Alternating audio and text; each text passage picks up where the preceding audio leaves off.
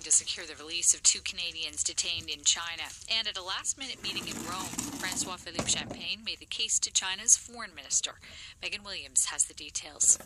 It's the third time Foreign Minister Champagne has met with his counterpart Wang Yi, but the first meeting to go so long, an hour more than the half-hour scheduled here in Rome in a hotel last night. It was a rather long meeting. I think it was a timely meeting. Champagne says the two ministers touched upon COVID-19 and human rights, but the focus was on the most pressing issue for Canada, the release of Canadians Michael Kovrig and Michael Spavor, arbitrarily imprisoned in China shortly after the arrest in Canada of Huawei CFO Meng Wanzhou in late 2018.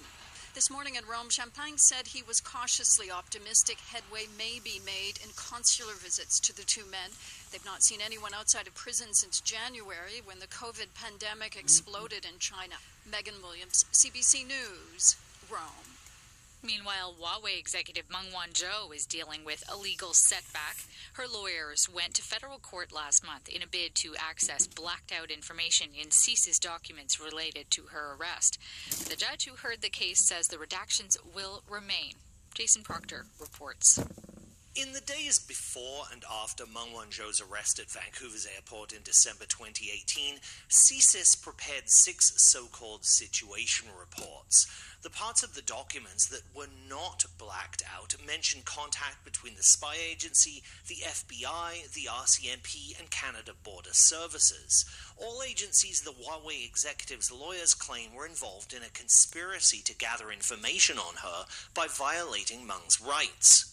Last month, her lawyers went to federal court in a bid to access the redacted parts of the CSIS reports. Canada's Attorney General claimed unsealing them might threaten national security, but in a decision released Tuesday, Judge Catherine Kane said she had seen the redacted information and that it wasn't the missing puzzle piece Meng's lawyers claimed would be relevant to their arguments. Meng still plans to argue her rights were violated when she makes her next appearance in a BC courtroom next month. Jason Proctor, CBC News, Vancouver.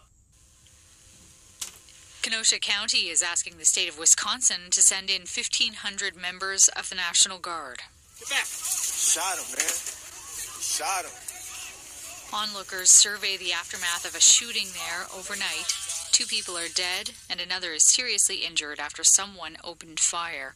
An online video shows a white man with a military-style rifle firing several rounds.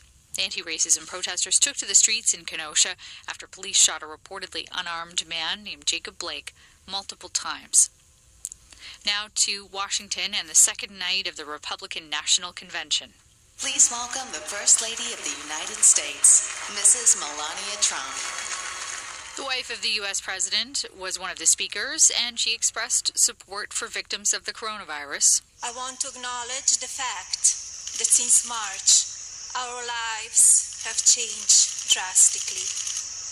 The invisible enemy, COVID-19, swept across our beautiful country and impacted all of us. My deepest sympathy goes out to everyone who has lost a loved one.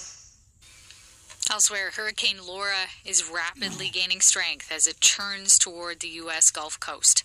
The National Hurricane Center says it is on the verge of becoming a potentially catastrophic Category 4 storm, and it's warning that the impact will not be limited to the Louisiana-Texas coastline. It's possible that storm surges could push dangerous flooding as far as 50 kilometers inland. Laura is expected to arrive tonight or early tomorrow. And that is your World This Hour. For CBC News, I'm Marian Warnica.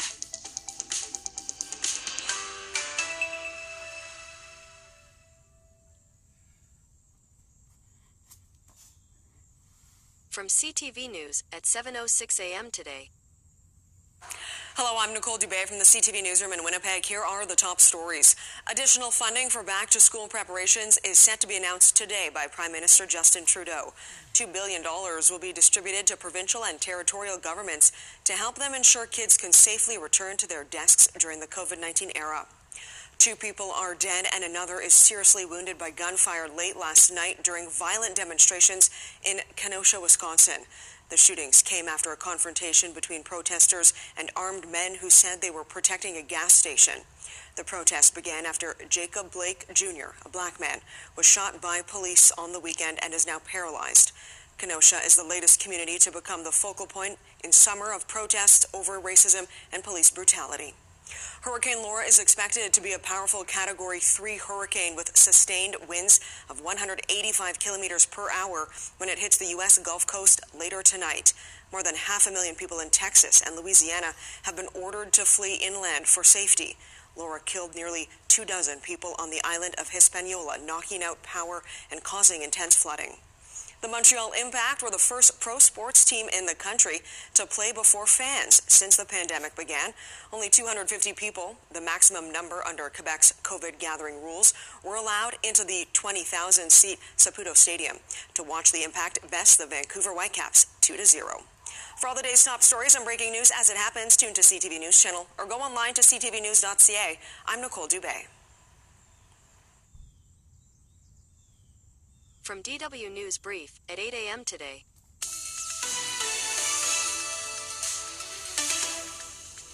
This is DW News, and these are our top stories.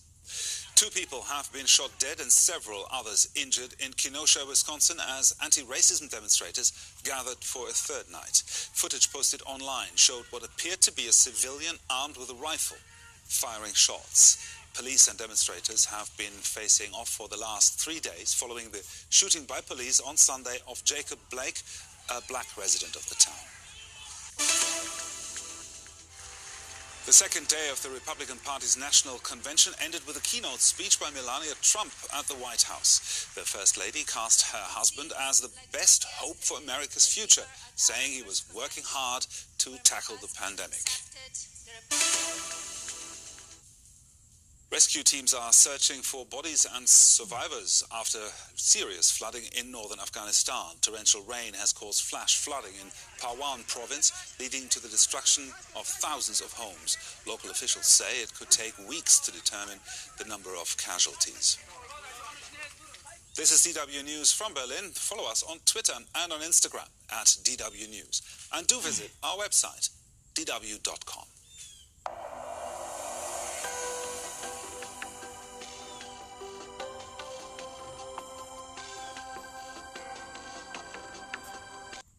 From Bloomberg First Word at 9:19 a.m. today. Hurricane Laura is taking aim at the Texas-Louisiana coastline, and the National Hurricane Center warns it could rapidly strengthen to become a life-threatening Category 4 storm with winds of 130 miles an hour. It's expected to make landfall late today or early tomorrow. The hurricane has already disrupted oil and gas production in the Gulf of Mexico. It could keep some of America's biggest refineries shut for months. Secretary of State Mike Pompeo highlighted President Trump's leadership in his speech to the Republican National Convention. He said the president had, quote, pulled back the curtain on the predatory aggression of the Chinese Communist Party. The president has held China accountable for covering up the China virus and allowing it to spread death and economic destruction in America and around the world. And he will not rest until justice is done. He has ended the ridiculously unfair trade arrangement with China that punched a hole in our economy. Those jobs are coming back home. Pompeo's speech appeared to violate State Department guidance that prohibits political activity whilst on official travel. He spoke from Jerusalem. At the United Nations, the U.S. has lost its bid to reimpose sanctions on Iran over its nuclear program. The president of the UN Secretary Council rejected the Trump administration's demand. All but one of the Security Council members has said the U.S. proposal was illegal. Global news 24 hours a day on air and on Bloomberg Quick Take, powered by more than 2,700 journalists and analysts in more than 120 countries. I'm Ritika Gupta. This is Bloomberg.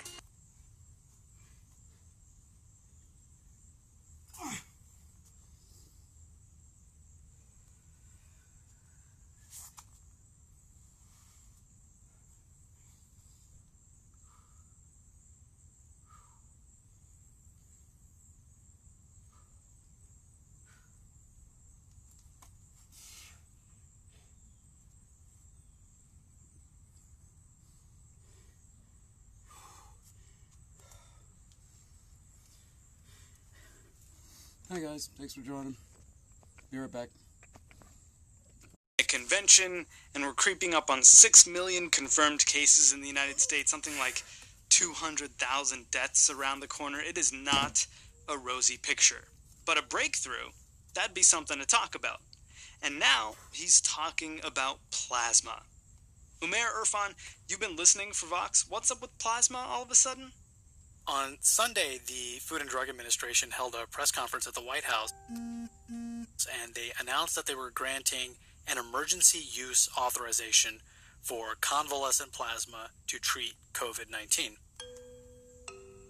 The FDA has issued an emergency use authorization, and that's such a powerful term, emergency use authorization for a treatment known as convalescent plasma. And what does that even mean?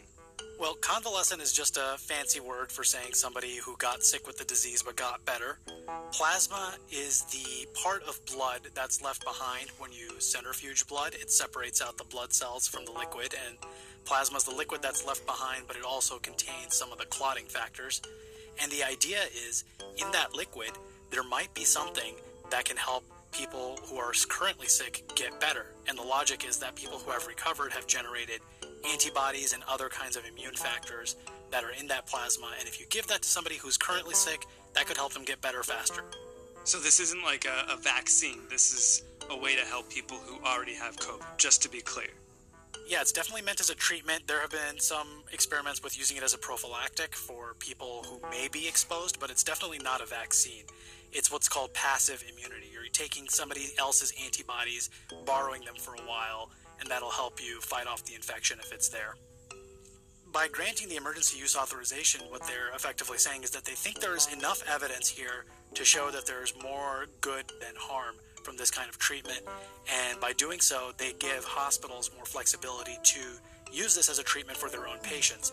Previously, it has been used, but it was mainly on sort of an emergency basis as sort of a last resort for patients who were in very dire need, or on an experimental basis. And now, by offering this emergency use authorization, more hospitals can use it under more circumstances.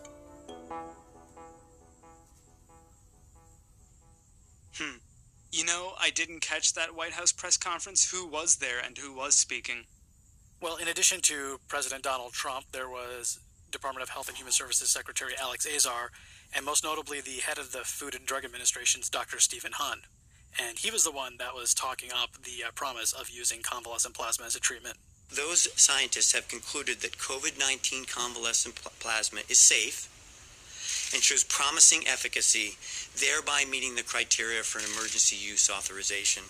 Through this study, over 100,000 Americans have already enrolled to receive this treatment, and it has proven to reduce mortality by 35%. It's a tremendous number. So Trump's saying that this plasma transfer could reduce mortality by 35%, which sounds significant and huge if true. Is it true, Mayor? It's a bit of a misleading statistic. What they're talking about here is a change in the relative risk. Basically, they're looking at a study, and the study wasn't actually all that robust either. It was comparing patients who received plasma within 3 days of being diagnosed to patients who received it after those 3 days. Basically, the main variable was when they received it. And this is different from a standard clinical trial because, one, it wasn't completely randomized. This is a retrospective study. And two, they weren't comparing it to a placebo. They were just comparing two different groups that received the same treatment at different times. So that's not as robust. And the main finding was that it did reduce the fatality rate, but only by about 3%. So it was a little irresponsible to use that 35 number? Yeah, I talked to a doctor about that, and he was very chagrined about that statement, saying that both the president and Stephen Hahn should have known better, or at least have issued a correction to clarify what they're specifically talking about when they invoke that statistic. Have the president or the commissioner of the FDA, Stephen Hahn, said anything to clarify that statement since Sunday? The president hasn't. He's been pretty busy with the convention, but Stephen Hahn took to Twitter on Monday night and issued a note saying that the criticism was valid and that he should have been more careful about delineating the difference between relative risk and absolute risk. What could have led the FDA Commissioner Stephen Hahn to overpromise or make a statement that was inaccurate? Could it have been pressure from the president? Well, he's made it pretty clear that he's tying the prospects of a vaccine and a treatment for COVID-19 to his electoral prospects. He has hinted and alleged without evidence that the FDA has been stalling progress on treatments and vaccines for COVID-19 to try to hurt him electorally. So this is something he clearly sees as something that's going to help him get votes in November.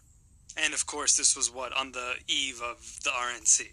Right, the Republican National Convention is this week, and certainly he wants to have something to brag about during a pandemic where 170,000 Americans have died. How about our national doctor, Anthony Fauci? How does he feel about it? Well, he was very conspicuously absent from the White House press conference on Sunday, and there are some reports that came out, I think, in the New York Times that showed that he was actually pretty hesitant about this emergency use authorization, saying that they tried to actually put a stop to it because they said the evidence wasn't robust enough to justify it. When people hear that the FDA's okaying this plasma treatment and the president's sort of talking it up in a nationally broadcast press conference, are people going to be flocking to it? And how will that change its efficacy, its use, its popularity? That's a great question. And yeah, some doctors and researchers are definitely concerned that one of the side effects of this emergency use authorization is that it will actually make research into using convalescent plasma harder. The gold standard for clinical trials is something called a randomized control trial, where you basically have a group of people and you randomly split them into two groups. One group gets a placebo and one group gets the actual treatment. But now that this has been approved as a treatment, if you're really sick with the virus, why would you take the risk of actually getting a placebo when you could get the actual treatment? And so it might be harder for physicians and for researchers to actually recruit more patients into clinical trials, which would actually provide more robust evidence of whether or not this is an effective treatment. So we're kind of darned if we do and darned if we don't? Well, it means that when you are doing something like this, you have to make really careful consideration of the risks and benefits. That, this is something that could impair research, but if the benefit is that good, then maybe it's worthwhile. But a lot of people say right now that the benefits have not been demonstrated at the scale necessary to justify this. And that's really the source of the controversy with this announcement. Well, in the meantime, what does this mean for treating COVID? Are there other issues with plasma that people need to be nervous about?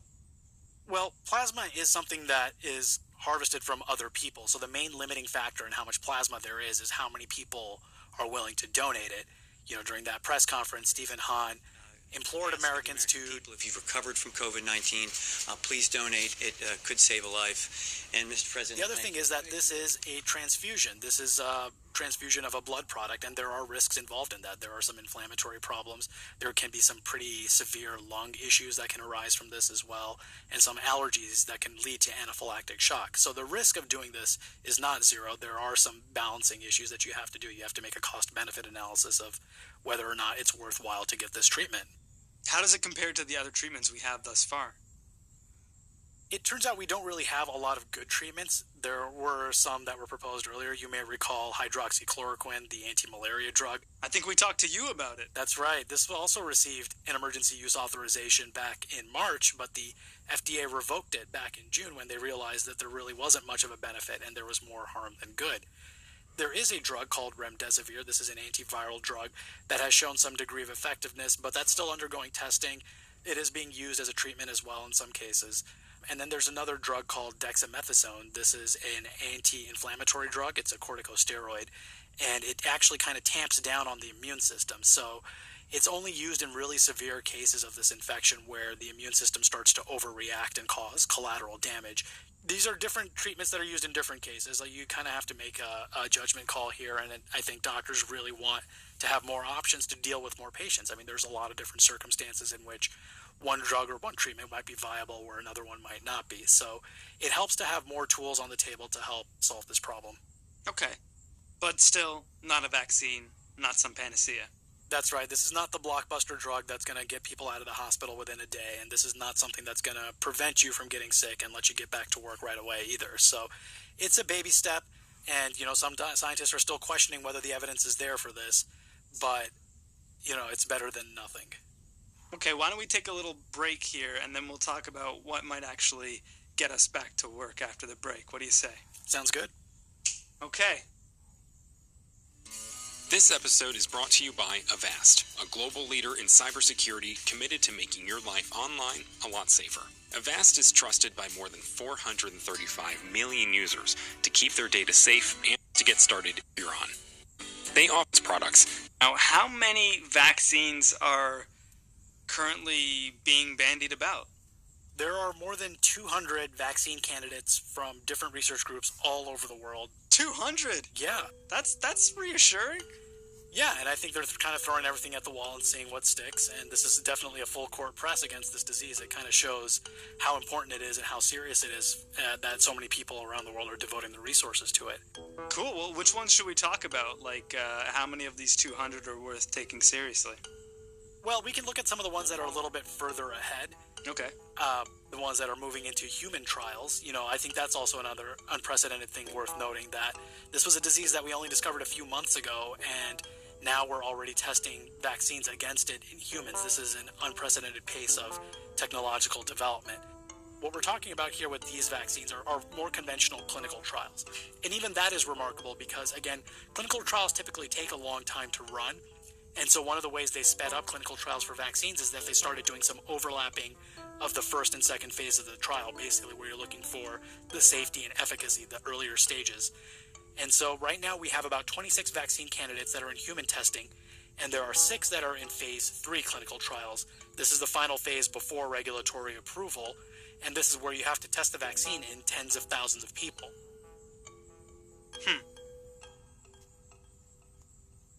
Where are those 6 vaccines currently being manufactured? Well, there are a couple research groups here in the United States. There's one in the United Kingdom that's pretty far ahead. This is the University of Oxford group that is developing a vaccine with AstraZeneca, and there are a few in China as well that are entering phase 3 trials. And what do we know about them? Well, right now with phase 3, not all that much. Based on their phase 1 and phase 2 data, they showed that these vaccines were safe, that they didn't cause a huge amount of adverse reactions or cause any severe complications. And in the patients they tested it, they saw an immune response, that basically patients who were tested generated antibodies. Now they have to test it in the real world and test it against the actual virus, and that's going to be a little bit more complicated. And because these trials are recruiting thousands of participants, it takes a long time just to fill out the roster. The AstraZeneca vaccine in the United Kingdom that's being done with Oxford University, I mean, they have a 10,000 person trial. And the group that's furthest ahead right now, Moderna, which started recruiting its volunteers earliest, I mean, they're still trying to fill up that roster, and they don't expect to fill it out until September. So it takes a few weeks just from the beginning of a phase 3 trial before you even have all the patients that you would need. And then you have to start dosing the patients with this vaccine, and many of these vaccines are 2-dose vaccines. That means that you have to give one shot to the patient, wait a couple weeks, up to 4 weeks, and then give them the second shot. And then you have to wait and watch what happens. What about that Russian vaccine? I noticed you didn't mention that in the list of some of these vaccines that are further along. Was their vaccine no bueno? Well, this is the Sputnik 5 vaccine that the Russian government has been talking about. Is that what they called it? Yeah. Cute. It's cleared phase 1 and phase 2, but they didn't really put it through phase 3 trials. This was only tested in about 76 people. The Russian government says that that's enough to justify manufacturing and distributing this, but a lot of other researchers are saying that, you need a lot more testing to do that, and you certainly can't import it to the United States because the FDA requires that you test it in, tens of thousands of people before it's approved for widespread use.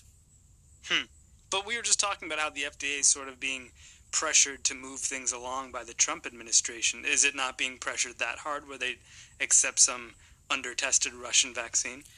They will likely not accept anything from Russia, especially with that weak data, but there are concerns that the FDA might do an emergency use authorization for a vaccine, similar to what they did with plasma before the election. The concern is that they will use the very limited clinical trial data that has been learned so far and use that as a justification for manufacturing and distributing a vaccine, or at least making the announcement so that President Trump can use that as a campaign issue. That's problematic for a number of reasons, but the big one is that right now in the U.S. we have a rising vaccine hesitancy movement. Not just denial, but there are a lot of people that are kind of hesitant about how quickly everything is going, and they're concerned that a vaccine, especially one being tested so quickly, may not have been put through all the paces. And now that there's concern that there's political pressure to rush a vaccine out, that could make people even more reluctant to take a vaccine. And getting lots of people vaccinated is critical toward ending this pandemic. So that hesitancy, that trepidation about getting this vaccine could really undermine the fight against this disease. And based on how this thing's gone so far, you couldn't really blame Americans for being skeptical that everything will go right once we have a vaccine. Right. The important thing to remember is that a vaccine is pretty important and almost necessary to end the pandemic as we know it, but it's not enough on its own. There's not likely to be a one-size-fits-all solution to this pandemic. We'll likely need different vaccines for different people. Some for older people who may have weaker immune systems, some for very young people, some for who are immunocompromised or have other kinds of pre-existing conditions. Those people might need to wait longer for a vaccine even after one is approved for widespread use. Then you kind of have to manufacture and distribute this vaccine. This is something that has never been done on this scale. We're talking about vaccinating almost everybody in this country, hundreds of millions of people. And that's something just that would take time. I mean, just think about how difficult it is to do the census, just finding out how many people we have in this country. It's not going very well. Apparently something like 4 out of every 10 houses haven't completed the census yet. Right, and that's just checking boxes. Now imagine going door to door and convincing people to get a shot of this brand new substance that supposedly can protect them, but some people might be more hesitant to take. So now imagine how long it would take just to vaccinate people, to convince them to have all the resources to deploy this. Like, I mean, people are already anticipating shortages of the vials used to store the vaccine and the syringes needed to administer it. So that in itself is a big logistical challenge. There's no guarantee that the United States will be the first country to develop a vaccine. Another country might beat us to it. What that means is that if we want to use that vaccine, we have to come up with an agreement where we would help them manufacture it, help them recover some of the costs. And conversely, if the U.S. is first, there is going to be an expectation that the U.S. will help other countries as well fight their own pandemics. And so there's a lot of different moving parts here. And obviously the vaccine is certainly a big part of it, but it's not the only part. And we're likely to have to do all this social distancing and some of the mask wearing well after a vaccine is available. That's going to have to continue for a pretty long time after that. I think vaccinations have become a part of everyday conversation in this country, Umair, maybe, everywhere in the world, but you pay attention to the vaccine beat in a way that most of us don't. What do you think the likelihood is here that it's coming soon and that, especially in this country, it'll be executed well when it arrives? Personally, I do think we are going to set a record here with how fast a coronavirus vaccine is developed. The fastest a vaccine has ever been developed before in history was the mumps vaccine, and that took 4 years. And I think we're definitely going to beat that record here, given the amount of effort and the pace of progress so far. But I wouldn't commit to anything within 2020. I think we're likely to be looking at 2021 for when a vaccine becomes approved. And of course, what matters for you and I is when we can actually get the vaccine. When do we get that shot? And that can be much longer after that. And we're laying the groundwork for that right now. The Department of Health and Human Services, for instance, is funding the manufacture of different vaccine candidates right now, building factories and helping build the assembly lines for them, knowing full well that many of those candidates won't pan out or won't get approval. And similarly, what we're doing in terms of controlling the spread of the pandemic right now makes a difference, because if we have fewer cases when the vaccine is available, that means that we need much fewer vaccinations to contain the disease. If the disease is very rampant, if COVID-19 is spreading like wildfire, then you need many more vaccinations before you start seeing a decline in the numbers and a slowdown in the spread. I guess that just means I won't hang out with you for a long time, Umair. Well, maybe we can do a socially distant game of tennis sometime. There you go. That's what I like to hear. There's still things we can do. That's right. Game on.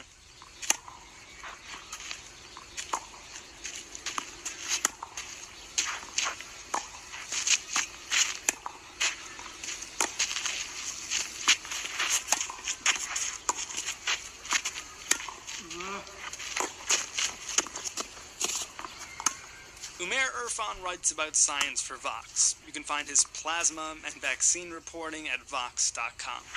I'm Sean Ramespuram. This is Today Explained.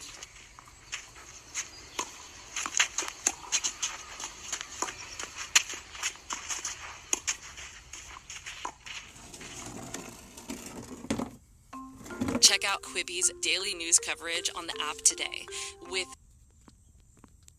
Don't don't check out Quibi's daily news coverage. I'm pretty sure they're a streaming service. Why are they doing news? Like, Roots doesn't have an airplane company. They're a retail store. Stick to it, you know. Anyway, guys, we did it. We listened to the news, we did yoga, and a whole episode of Today Explained. All we need now is an affirmation. To go work on that website for my client, or to ignore for a couple more days. Or not to work on the website for my client, and not to ignore for a couple of days. Noodle, don't noodle. You're too worried about what once was and not what will be. However, there's a saying, yesterday's history, tomorrow's a mystery, today is a gift. That is why they call it the present. Guys, thank you so much for joining. Shout out to Kung Fu Panda. Elisa Francis King, thank you so much for joining. Sam Malvolta, what you saying, dog? Alright, I'll talk to y'all tomorrow.